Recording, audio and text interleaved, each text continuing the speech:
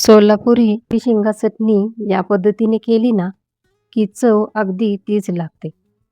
कोणत्याही ऋतूमध्ये खाल्ली जाणारी ही चटणी कशी करायची ते बघूया.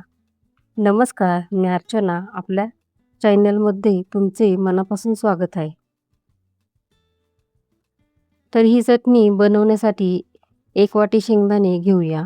एका कढईत शेंगदाणे अगदी बारीक गॅसवर खरपूस भाजून घेऊया. लक्षात घ्या, शेंगदाणे आपल्याला खरपूस भाजायचे आहे. वेळ लागतो भाजायला, पण भट्टीसारखे भाजले जातात. एकसारखं परतत राहायचे.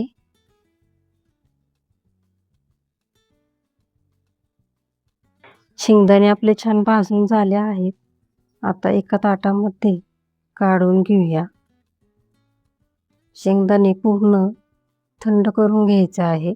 त्यानंतर त्याचे साल काढून घेऊया. जमेल तेवढे साल काढायचे आहे.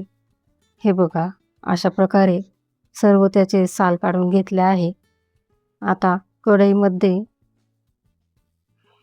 2 ते 3 चमचे तेल टाकून शेंगदाणे त्यामध्ये टाकून घेऊया आणि पुन्हा एकदा 1 मिनिटभर थोडे परतायचे आहे.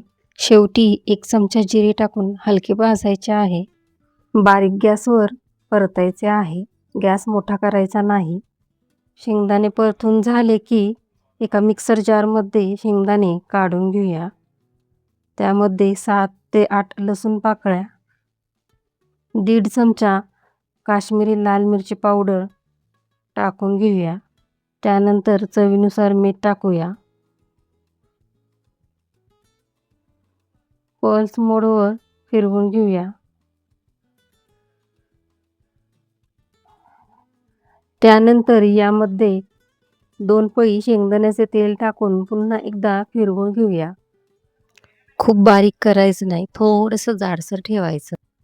हातामध्ये असा गोळा तयार झाला की सोलापुरी शेंगा चटणी चपाती, भाकरीसोबत खायला तयार झाली आहे.